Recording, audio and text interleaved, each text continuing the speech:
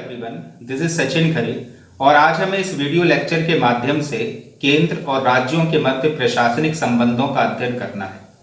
जैसा कि इसके पहले वाले वीडियो में मैंने आपको केंद्र और राज्यों के मध्य विधायी संबंधों का अध्ययन कराया था।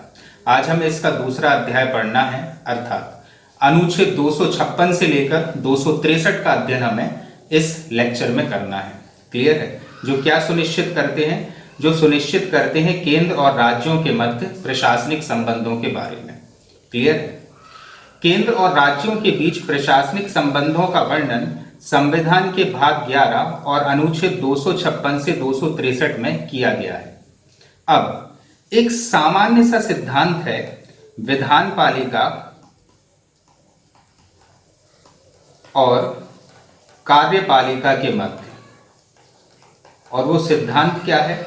जैसा कि मैंने पहले भी बताया था आपको, विधान पालिका क्या है? तो विधान पालिका हमारे शासन व्यवस्था का एक ऐसा तत्व है या एक ऐसा निकाय है जो नियम और कानून का निर्माण करता है। ठीक है? और ये कार्यपालिका क्या है? तो कार्यपालिका हमारे शासन व्यवस्था का एक ऐसा निकाय है जो विधान पालिका के द्वारा बनाए गए नियम और कानूनों को लागू कराता है। क्लियर है? अब हमारे यहाँ दो प्रकार की कार्यपालिकाएं और विधान पालिकाएं होती हैं। एक तो होती है केंद्र की कार्यपालिका और विधान पालिका, और दूसरी होती है राज्यों की कार्यपालिकाएं और विधान पालिकाएं। क्लियर है? तो संविधान में एक सीधा सच्चा सिद्धांत यह है कि केंद्र की विधान पालिका ने अगर कोई सा नियम बनाया है तो उसे लागू कराने की जिम्मेदारी होगी केंद्र की कार्यपालिका की, और राज्यों की विधान पालिका ने अगर कोई सा कानून या नियम का निर्माण कराया है तो उसे लागू कराने की जिम्मेदारी होगी राज्य की कार्यपालिका की।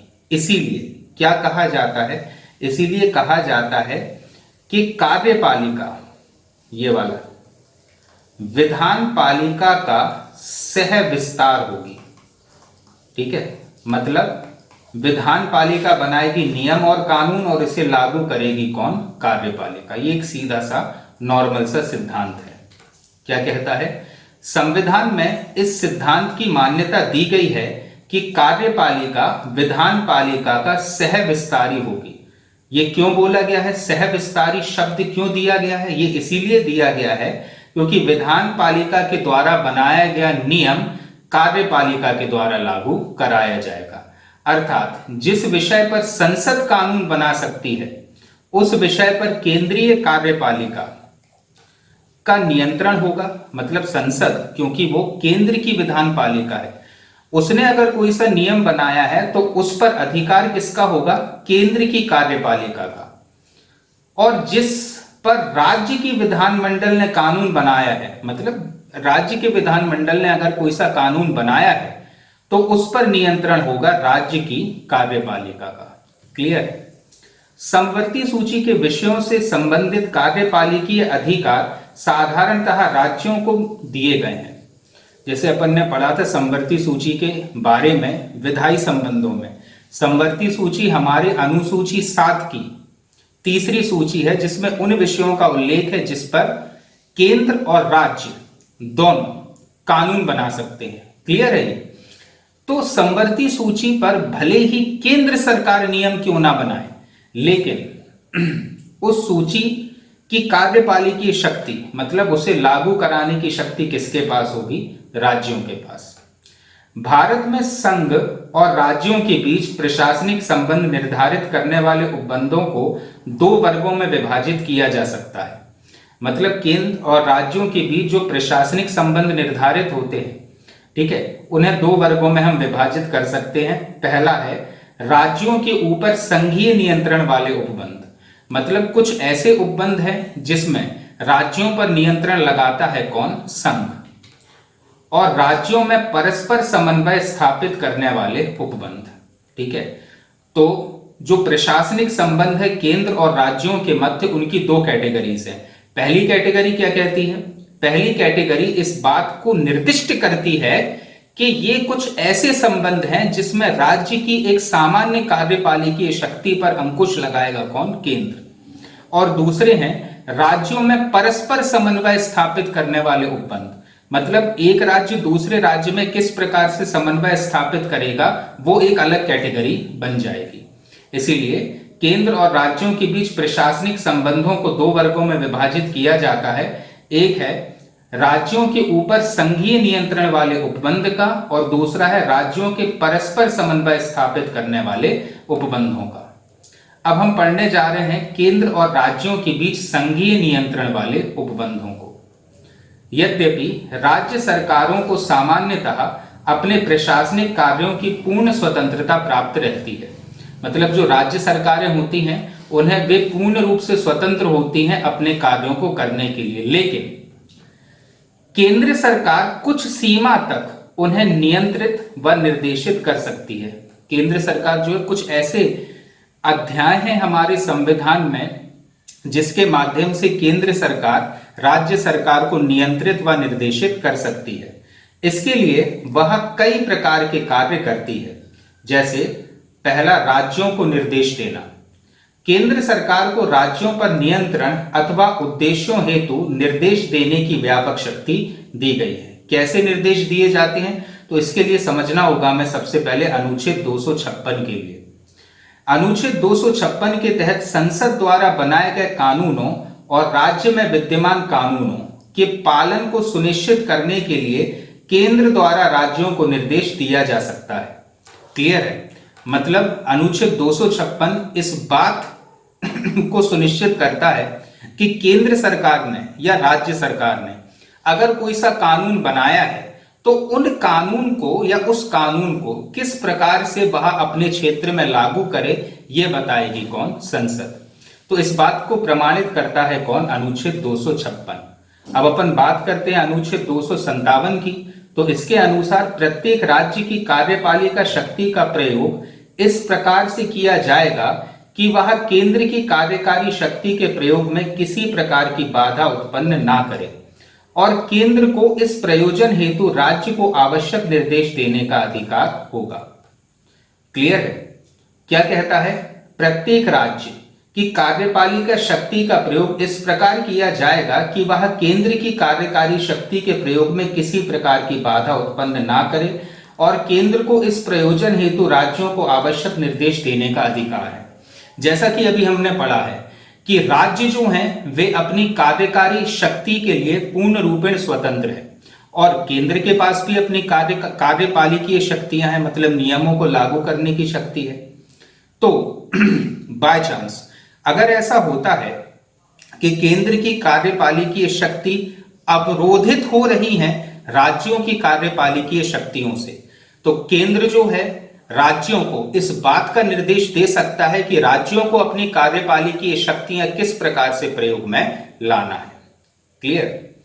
अब इसके अलावा 256, 257 के अलावा राष्ट्रीय व सैनिक महत्व के संचार साधनों के निर्माण और उन्हें बनाए रखने को सुनिश्चित करने के लिए भी केंद्र द्वारा राज्यों को निर्देश दिए जा सकते हैं। क्लियर है? समझना कैसे? जैसे राष्ट्रीय व सैनिक महत्व के कोई संचार संसाधन है, वो किसी राज्य क्षेत्र से गुजर रहे हैं और राज्य अवरोध उत्पन्न कर रहा है, कर सकते हैं राज्य अवरोध उत्पन्न, तो इस क्षेत्र में केंद्र निर्देश दे सकता है राज्यों के लिए कि राष्ट्रीय व सैनिक महत्व के संचार साधनों के निर्माण और उन्हें बनाए रखने के लिए राज्य को किस प्रकार की नीति को फॉलो करना होगा। इसके लिए भी केंद्र राज्यों को निर्देश दे सकता है। इसी प्रकार राज्य के अंतर्गत रेल सुरक्षा को सुनिश्चित करने के लिए केंद्र द्वारा राज्यों को निर्देश दिए जा सकते हैं। क्लियर है? तो कौन कौन सी चीजों के लिए? राष्ट्रीय व सैनिक महत्व के संचार साधनों के निर्माण और उन्हें बनाए रखने को सुनिश्चित करने के लिए भी केंद्र राज्यों को निर्देश दे सकता है। साथ ही राज्य के अंतर्गत रेल सुरक्षा को सुनिश्चित करने के लिए भी केंद्र राज्यों को निर्देश दे सकता है। ठीक है? तो राष्ट्रीय या सैनिक महत्व के संचार साधनों के निर्माण के लिए और दूसरा है रेल सुरक्षा को सुनिश्चित करने के लिए भी राज्य के द्वारा केंद्र के द्वारा राज्य को निर्देश दिए जा सकते हैं। क्लियर है? तो जल्दी से बताओ 256 क्या था, 256 क्या कहता था और 257 क्या कहता था? क्लियर है? आ गया कुछ दिमाग में आया? चलिए अब अपन चलते हैं अनुच्छेद 339 में। अनुच्छेद 339 के तहत योजना बनाने और उसे क्रियान्वित करने के लिए केंद्र द्वारा राज्य को निर्देश दिए जा सकते हैं। और कैसी योजना? जो अनुसूचित जनजाति के कल्याण के लिए आवश्यक हो। क्लियर है? तो अनुसूचित जनजाति के कल्याण के लिए जो योजनाएं आवश्यक हैं वो राज्यों को कैसे बनानी है और किस प्रकार से लागू करनी है, इस हेतु भी अनुच्छेद 339 के तहत निर्देश दे सकती है कौन कौन? केंद्र। किसे? राज्यों के लिए। और अनुच्छेद 350 क्या कहता है? तो भाषाई अल्पसंख्यक वर्गों के बालकों को शिक्षा के प्राथमिक स्तर पर मातृभाषा में शिक्षा की पर्याप्त सुविधा सुनिश्चित करने हेतु केंद्र द्वारा राज्यों को निर्देश दिए जा सकते हैं। क्लियर है? जो भाषाई अल्पसंख्यक वर्ग के बालक हैं उन्हें जो प्राइमरी एजुकेशन है वो अपनी मातृभाषा में ही उपलब्ध हो, इस बात को सुनिश्चित करता है कौन? अनुच्छेद 350। अब अनुच्छेद 351 क्या कहता है? तो इसके तहत हिंदी भाषा के विकास को सुनिश्चित करने के लिए भी केंद्र द्वारा राज्य को निर्देश दिए जा सकते हैं। क्लियर है? तो इनको अच्छे से कर लेना आप। 256, 257, उसके बाद राष्ट्रीय व सैनिक महत्व के संचार साधन, रेल सुरक्षा, 339 के तहत अनुसूचित जनजातियों के कल्याण के लिए, 350 के तहत भाषाई अल्पसंख्यक वर्गों के बालकों के विकास के लिए और 351 के तहत हिंदी भाषा के विकास को सुनिश्चित करने के लिए निर्देश दिए जा सकते हैं। अब अपन बात करते हैं अनुच्छेद 353 की। इसके अनुसार जब आपात की उद्घोषणा प्रवर्तन में हो, मतलब जब आपातकाल लागू हो, तब केंद्र राज्यों को यह निर्देश दे सकता है कि वह अपनी कार्यपालिकीय शक्ति का प्रयोग किस रीति से करेगा। क्लियर है? तो अनुच्छेद 353 काय की हिदायत देता है? ये आपातकाल के दौरान राज्यों को अपनी कार्यपालिकीय शक्तियां किस प्रकार से प्रयोग करनी है, इस बारे में निर्देश दे सकता है कौन? केंद्र। अब अपन बात करते हैं अनुच्छेद 355 की। तो इसके तहत यह सुनिश्चित करने के लिए कि राज्य की सरकार संविधान के अनुसार चलाई जाए। कहां की? राज्य की। केंद्र किसी राज्य को आवश्यक निर्देश दे सकता है। क्लियर है? 355 क्या कहता है? 355 इस बात की गारंटी देता है, इस बात को सुनिश्चित करता है कि राज्य की सरकार संविधान के अनुसार चलाई जाए और केंद्र के अनुसार या केंद्र के प्रयोजनों के अनुसार ही इसका संचालन हो। इसके लिए भी केंद्र दिशा निर्देश दे सकता है किसे? राज्यों को। अनुच्छेद 356, इसके तहत राज्य में राष्ट्रपति शासन लागू हो तो राष्ट्रपति उद्घोषणा द्वारा राज्य के सभी या किन्हीं कार्यपालिकीय शक्तियों को अपने हाथ में ले सकता है। तो ये कुछ तरीके हैं जिसके माध्यम से केंद्र हस्तक्षेप कर सकता है राज्य के सामान्य कार्यपालिकीय कृत्यों में। इसके अलावा वित्तीय आपातकाल, अनुच्छेद 360 में इसका प्रावधान है। वित्तीय आपातकाल की स्थिति में केंद्र सरकार राज्य सरकारों को कुछ निर्देश दे सकती है, जैसे ऐसे वित्तीय सिद्धांतों का पालन करने के लिए जो निर्देशों के अनुसार विनिर्दिष्ट किए जाएं। राज्य में सेवारत सभी या किसी वर्ग के व्यक्तियों को जिनके अंतर्गत उच्च न्यायालय के न्यायाधीश भी हैं के वेतन तथा भत्ते में कमी करने के लिए। क्लियर है? ये कब होगा? जब वित्तीय आपातकाल क्षेत्र में लागू है। धन विधेयक या ऐसे अन्य विधेयकों को राज्य विधानमंडल द्वारा पारित किए जाने के बाद राष्ट्रपति के विचार के लिए आरक्षित करने हेतु निर्देश दिए जा सकते हैं। क्लियर है? क्योंकि धन विधेयक पर, अगर राज्यों का धन विधेयक है तो उस पर आमतौर पर रजामंदी देते हैं राज्यपाल, लेकिन हम हालात पढ़ रहे हैं कौन से? वित्तीय आपातकाल के। तो वित्तीय आपातकाल के दौरान धन विधेयकों या ऐसे अन्य विधेयकों को राज्य विधानमंडल द्वारा पारित किए जाने के बाद राष्ट्रपति के विचार के लिए आरक्षित करने हेतु ऐसे दिशा निर्देश दिए जा सकते हैं। यदि, अब देखना, अगर केंद्र निर्देश दे रहा है बार बार किसे? राज्यों के लिए, और राज्य उन्हें फॉलो नहीं कर रहा, तो केंद्र सशक्त कार्यवाही कर सकता है। और कैसी कार्यवाही होगी तो इसको समझिए।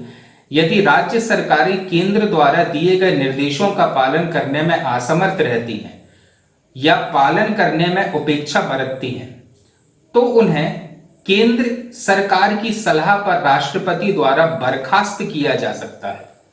तो इतना बड़ा दंड दिया जा सकता है यदि राज्य सरकारें केंद्र के दिशा निर्देशों को ना माने, और राष्ट्रपति शासन लागू किया जा सकता है। क्लियर? आई होप सो इतना सब कुछ क्लियर हो रहा होगा आपको। अब हम बात करते हैं राज्य सरकारों को संघीय कृत्य सौंपना।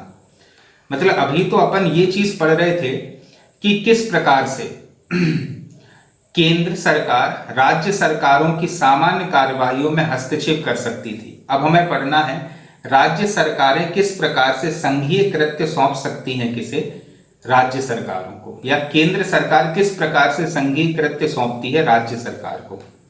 अनुच्छेद 258 के अनुसार राष्ट्रपति किसी राज्य की सरकार की सहमति से उस सरकार को या उसके अधिकारियों को ऐसे किसी विषय से संबंधित कृत्य जिन पर संघ की कार्यपालिकीय शक्ति का विस्तार है सशर्त या बिना शर्त के सौंप सकेगा। बहुत इंपॉर्टेंट है ये। मतलब यहां पर ऐसे कृत्यों को सौंपने की बात हो रही है राज्य सरकार के कर्मचारियों के लिए जिन पर अधिकार है केंद्र सरकार का। कैसे? फिर से समझो, कौन सा अनुच्छेद है? अनुच्छेद 258। कौन कर रहा है? राष्ट्रपति। राज्य सरकार की सहमति से उस सरकार को, या तो पूरी सरकार को ही या सरकार के अधिकारियों को, ऐसे विषय से संबंधित कृत्य जिन पर संघ की कार्यपालिका शक्ति का विस्तार है कुछ शर्तों के साथ या बिना शर्त के सौंप सकेगा। तो याद रखिएगा 258 काय से संबंधित है? ये संबंधित है राज्य सरकारों को संघीय कृत्य सौंपने से। इसी प्रकार अनुच्छेद 258 का के अनुसार किसी राज्य का राज्यपाल भारत सरकार को ऐसे किसी विषय से संबंधित कृत्य जिन पर उस राज्य की कार्यपालिका शक्ति का विस्तार है सौंप सकेगा। क्लियर है? यहां पर बात हो रही है राज्यपाल के द्वारा केंद्र को राज्य की कार्यपालिका शक्ति को सौंपने की। 258 का ही रेसिप्रोकल या उल्टा है क्या 258 का? क्योंकि ये कहता है कि किसी राज्य का राज्यपाल भारत सरकार को ऐसे किसी विषय से संबंधित कृत्य जिन पर उस राज्य की कार्यपालिका शक्ति का विस्तार है सौंप सकेगा। संघ सरकार द्वारा राज्य सरकारों को अपने प्रशासनिक कृत्य सौंपे जाने पर इन कृत्यों को संपन्न करने में भी जो भी खर्चा होगा उसका वहन संघीय सरकार ही करेगी। क्लियर है? तो 258 का ही उल्टा हो जाएगा 258 का। अब अपन बात करते हैं किसकी? अखिल भारतीय सेवाओं की। संविधान संघ तथा राज्य सरकारों के लिए अलग अलग सेवाओं की व्यवस्था करता है, लेकिन मतलब केंद्रीय सेवा अलग होती है और राजकीय सेवा अलग होती हैं, लेकिन कुछ ऐसी सेवाएं हैं जिन्हें अखिल भारतीय सेवा या ऑल इंडिया सर्विसेज कहा जाता है, जिनकी नियुक्ति तो करती है केंद्र सरकार संघ लोक सेवा आयोग के माध्यम से, लेकिन जीवन पर्यंत वे अधिकारी राज्य सरकार की सेवा में सेवारत रहते हैं, जिससे कि राज्य सरकार की कार्यपालिका पर केंद्र की पकड़ हमेशा बनी रहे। उसे कहते हैं अखिल भारतीय सेवाएं। तो संविधान संघ तथा राज्य सरकारों के लिए अलग अलग सेवाओं की व्यवस्था करता है, लेकिन कुछ ऐसी सेवाएं भी हैं जो संघ तथा राज्य सरकार दोनों के लिए सामान्य है, जिन्हें कहा जाता है अखिल भारतीय सेवाएं। क्लियर है? अखिल भारतीय सेवाओं के सदस्यों की नियुक्ति संघ लोक सेवा आयोग द्वारा की जाती है तथा उन पर संघीय कार्यपालिका का पूर्ण नियंत्रण होता है। तो नियंत्रण किसका होगा? केंद्र का। संघीय कार्यपालिका का उन पर पूर्ण नियंत्रण होगा, यद्यपि वे राज्य के उच्च पदों पर कार्य करते हैं। काम करेंगे कहां? राज्यों पर, लेकिन उन पर नियंत्रण किसका होगा? केंद्र सरकार का। ठीक है? सभी प्रकार के आईएएस, आईपीएस ये जो अधिकारी होते हैं ये अखिल भारतीय सेवाओं के अंतर्गत आते हैं। इस प्रकार संघ अखिल भारतीय सेवाओं के माध्यम से राज्यों पर महत्वपूर्ण नियंत्रण स्थापित करता है। क्लियर है? अनुच्छेद 312 के तहत राज्यसभा को उपस्थित और मतदान करने वाले सदस्यों के 2/3 बहुमत से पारित प्रस्ताव द्वारा किसी नवीन अखिल भारतीय सेवाओं के सृजन का अधिकार दिया गया है। और अगर किसी नई अखिल भारतीय सेवा का सृजन करना है तो अनुच्छेद 312 के तहत राज्यसभा ऐसी नई अखिल भारतीय सेवाओं का सृजन कर सकती है। कैसे? राज्यसभा में उपस्थित और मतदान करने वाले सदस्यों के 2/3 बहुमत से पारित प्रस्ताव के माध्यम से नई अखिल भारतीय सेवाओं का सृजन किया जा सकता है। क्लियर है? अब अपन बात करते हैं किसकी? सहायता अनुदान की। तो अनुच्छेद 275 के अनुसार संसद राज्यों को आवश्यकता अनुसार सहायता अनुदान दे सकती है। अनुदान देते समय संसद राज्यों पर कुछ शर्तें लगाकर उनके व्यय को भी नियंत्रित कर सकती है। क्लियर है? मतलब राज्यों को जब भी कुछ पैसों की या आर्थिक मदद की सहायता की आवश्यकता होती है तो ऐसी मदद कर सकती है कौन? संघ सरकार। किसके माध्यम से? अनुच्छेद 275 के माध्यम से संसद राज्यों को आवश्यकता अनुसार सहायता अनुदान दे सकती है और अनुदान देते समय संसद राज्यों पर कुछ शर्तें लगाकर उनके व्यय को भी नियंत्रित कर सकती है। क्लियर? अब अपन बात करते हैं आपातकाल की घोषणा की। जब राष्ट्रपति अनुच्छेद 352 के अंतर्गत आपातकाल की घोषणा करते हैं तब राज्यों पर संघीय सरकार का पूर्ण नियंत्रण स्थापित होता है। क्लियर है? तो इस प्रकार से भी यह अनुच्छेद 352 के अंतर्गत भी पूरी राज्यों की पूरी कार्यपालिकीय शक्तियां या प्रशासनिक शक्तियां केंद्र के हाथों में चली जाती हैं। अब अपन बात करते हैं परस्पर समन्वयकारी उपबंधों की। संविधान द्वारा कुछ उपबंध संघ तथा राज्यों के मध्य परस्पर संबंध स्थापित करने के उद्देश्य से किए गए हैं। जैसे पूरा विश्वास एवं पूरी मान्यता का खंड, full faith and credit clause. Clear है? अब इसको समझिएगा। अनुच्छेद 261 क्या कहता है? अनुच्छेद 261 के तहत कहा गया है कि संघ और प्रत्येक राज्य की सार्वजनिक क्रियाओं मतलब पब्लिक एक्ट्स, अभिलेखों तथा न्याय कार्यवाहियों की समस्त भारतीय क्षेत्र में पूरा विश्वास, पूरी मान्यता प्रदान की जाएगी तथा भारतीय राज्य क्षेत्र के किसी भाग में किसी सिविल न्यायालय द्वारा दिए गए निर्णय या आदेश उस राज्य क्षेत्र के भीतर सभी स्थानों पर निष्पादित किए जाएंगे। इसीलिए कहा गया है इसे पूरा विश्वास और पूरी मान्यता का खंड। क्यों? क्योंकि संघ और प्रत्येक राज्य की मतलब संघ सरकार की भी और प्रत्येक राज्य की भी सार्वजनिक क्रिया मतलब जो भी उनकी क्रियाएं हो रही हैं, जो भी पब्लिक एक्ट्स हो रहे हैं, उनके द्वारा दिए गए सभी अभिलेख या रिकॉर्ड्स, उनके द्वारा की गई सभी न्यायिक कार्यवाहियां, इन सभी चीजों की समस्त भारतीय क्षेत्र में पूर्ण विश्वास और पूर्ण मान्यता होगी तथा भारतीय राज्य क्षेत्र के किसी भाग में किसी सिविल न्यायालय द्वारा दिए गए निर्णय या आदेश उस राज्य क्षेत्र के भीतर सभी स्थानों पर निष्पादित होंगे।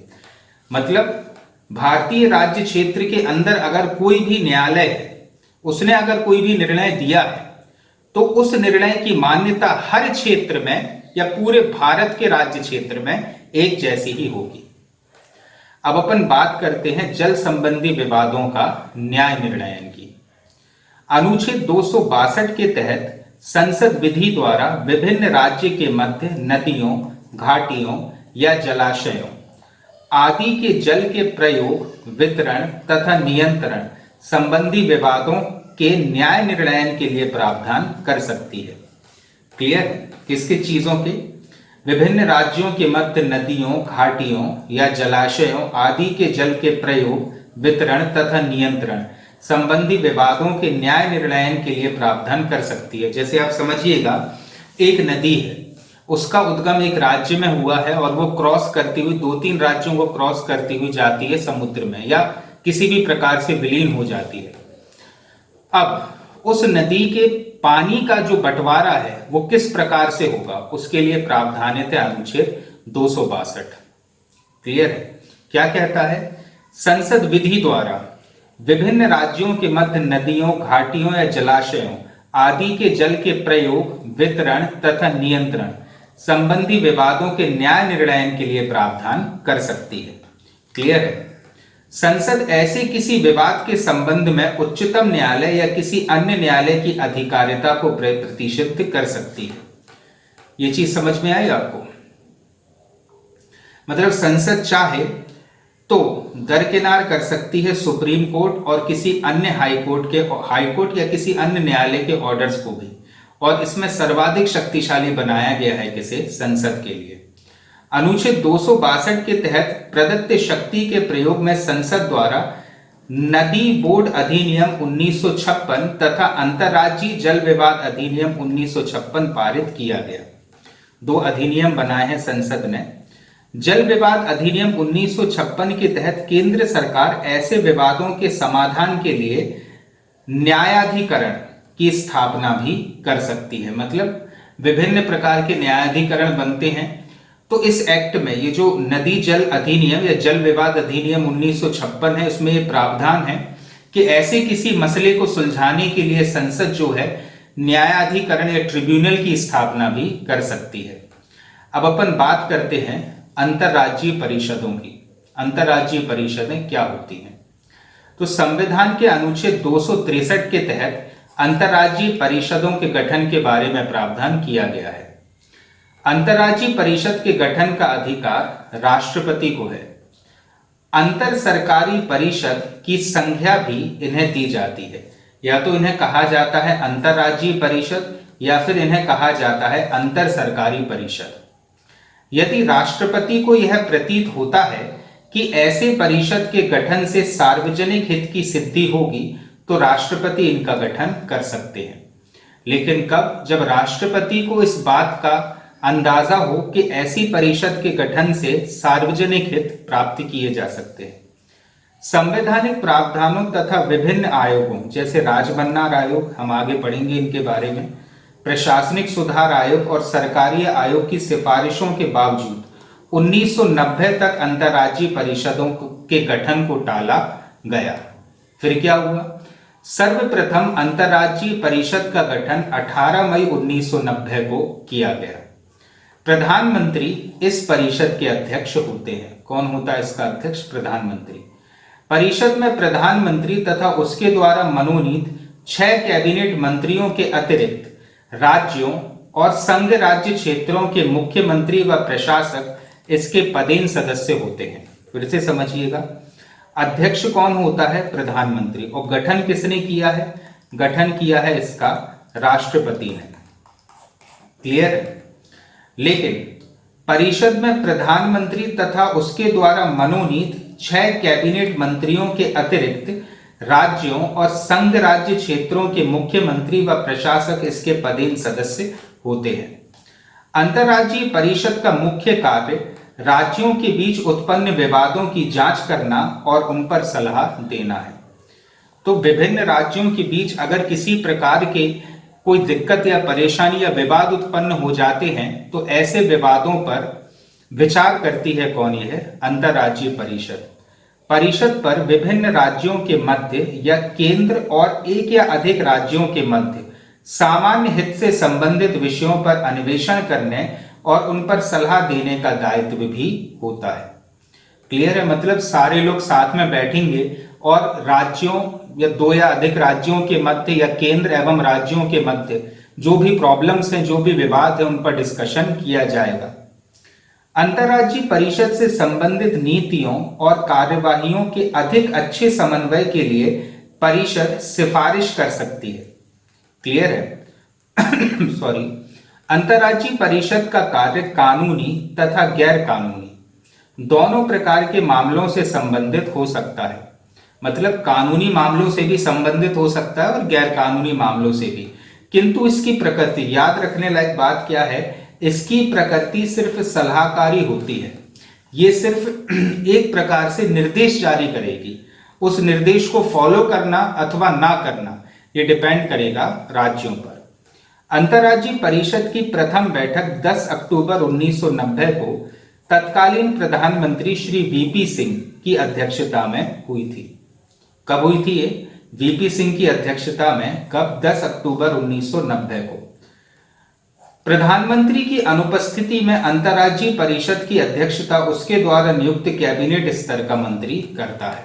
क्लियर है? तो ये अंतर्राज्यीय परिषदें क्या हैं? अंतर्राज्यीय परिषदों का प्रावधान संविधान के अनुच्छेद 263 में किया गया है, पहली चीज। दूसरी चीज, इनका गठन कौन करता है? राष्ट्रपति।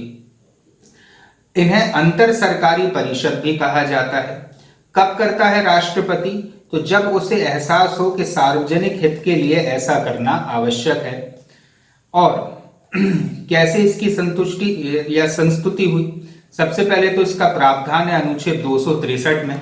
उसके बाद विभिन्न प्रशासनिक आयोग जैसे राजमन्नार आयोग, प्रशासनिक सुधार आयोग और सरकारिया आयोग ने इसके लिए सिफारिशें की थी, लेकिन फिर भी 1990 तक इसे नहीं उजागर किया गया, इसे अंतर्राज्यीय परिषदों की स्थापना नहीं की गई। इसके बाद अंतर्राज्यीय परिषद का गठन कब हुआ? 18 मई 1990 को। ठीक है। अध्यक्षता कौन करते हैं? प्रधानमंत्री। साथ ही इसमें 6 कैबिनेट मंत्री भी होते हैं। इसके अतिरिक्त राज्यों व संघ राज्य क्षेत्रों के मुख्यमंत्री व प्रशासक भी इसके पदेन सदस्य होते हैं। क्लियर है? अब इस परिषद का मुख्य कार्य क्या होता है? तो इस परिषद का मुख्य कार्य यह होता है राज्यों के बीच जो भी विवाद उत्पन्न हुए उनकी जांच करना और उन पर सलाह देना।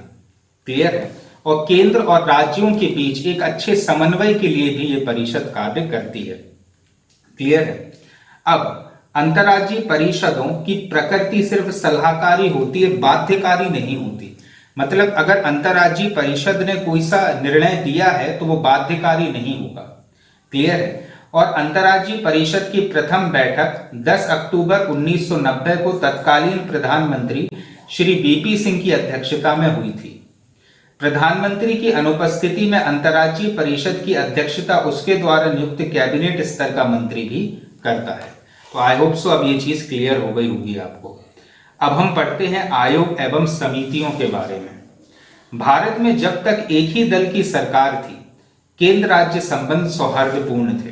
मतलब जब तक भारत में, कहना चाहिए उस समय कांग्रेस की सरकार थी, केंद्र में भी और राज्यों में भी, तब तक केंद्र और राज्यों के बीच जो संबंध थे वो अच्छे थे। लेकिन केंद्र में और राज्यों में अलग अलग दलों की सरकारें गठित होने पर उनके मध्य संबंध तनावपूर्ण हो गए और राज्यों द्वारा केंद्र राज्य संबंधों पर पुनर्विचार करने तथा राज्यों को और अधिक स्वायत्तता प्रदान करने की मांग उठाई गई। क्योंकि राज्यों में और केंद्र में अगर अलग अलग दलों की सरकार है तो ये किसी न किसी प्रकार से मनमुटाव उत्पन्न हो ही जाता है वहां पर, और राज्य जो है ज्यादा शक्तियों की डिमांड करते हैं। इसीलिए समय समय पर विभिन्न आयोग एवं परिषदों की स्थापना की गई है ताकि वे राज्यों को और अधिक से अधिक स्वायत्तता प्रदान कर सकें। अतः केंद्र राज्य संबंधों पर विचार करने के लिए समय समय पर विभिन्न आयोग व समितियों का गठन किया गया, जो इस प्रकार हैं। सबसे पहले सीतलवाड़ समिति, प्रशासनिक सुधार आयोग 1966 से 69 ने केंद्र राज्य संबंधों के अध्ययन एवं इस पर सुझाव देने हेतु एमसी सीतलवाड़ की अध्यक्षता में वर्ष 1966 में एक समिति नियुक्त की। समिति ने संविधान में संशोधन किए बिना राज्यों को अधिक स्वायत्तता प्रदान करने की संस्तुति दी थी। मतलब सीतलवाड़ समिति ने यह कहा था कि किसी भी प्रकार का संशोधन संविधान में नहीं होना चाहिए और बिना संशोधन किए ही राज्यों को अधिक से अधिक स्वायत्तता दी जानी चाहिए। इसके बाद बनी राजमन्नार समिति। इस समिति को तमिलनाडु सरकार ने 22 सितंबर 1969 को डॉक्टर पीवी राजमन्नार की अध्यक्षता में राज्यों को और स्वायत्तता प्रदान करने के लिए सुझाव देने हेतु गठित किया था। क्लियर है? कब गठित हुई थी? ये तमिलनाडु सरकार के द्वारा गठित की गई थी। कब? 22 सितंबर वर्ष 1969 को। किसकी अध्यक्षता में? डॉक्टर पीवी राजमन्नार की अध्यक्षता में।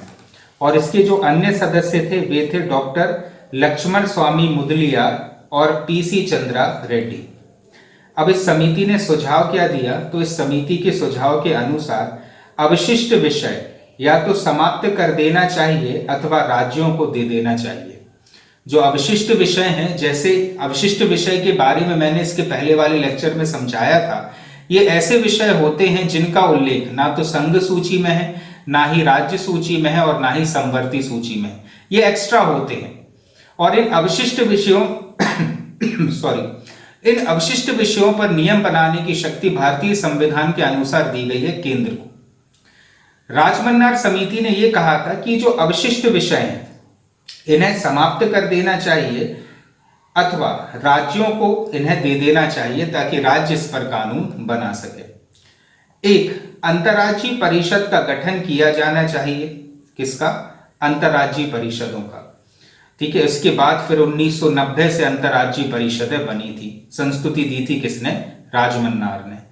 फिर अखिल भारतीय सेवाओं को समाप्त कर देना चाहिए। अखिल भारतीय सेवा अभी मैंने आपको समझाया, ऐसी सेवाएं जिनकी नियुक्ति कर रही है कौन? केंद्र सरकार, लेकिन वो अधिकारी जीवन पर्यंत काम करता है राज्य सरकारों के अधीन, तो उन्हें समाप्त कर देना चाहिए। ये कहता है कौन?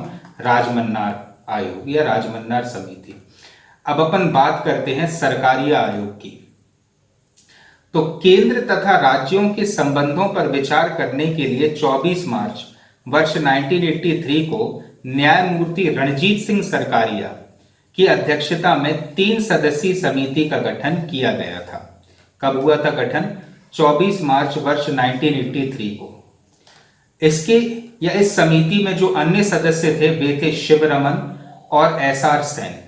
क्लियर है? इस समिति ने वर्ष 1987 में अपनी रिपोर्ट केंद्र सरकार को सौंपी, जो जनवरी 1988 में प्रकाशित हुई। ठीक है। तो बनी कब थी समिति? ये बनी थी 1983 में। रिपोर्ट कब सौंपी? 1987 में। और रिपोर्ट जारी कब की गई? तो जनवरी वर्ष 1988 में ये रिपोर्ट प्रकाशित हुई।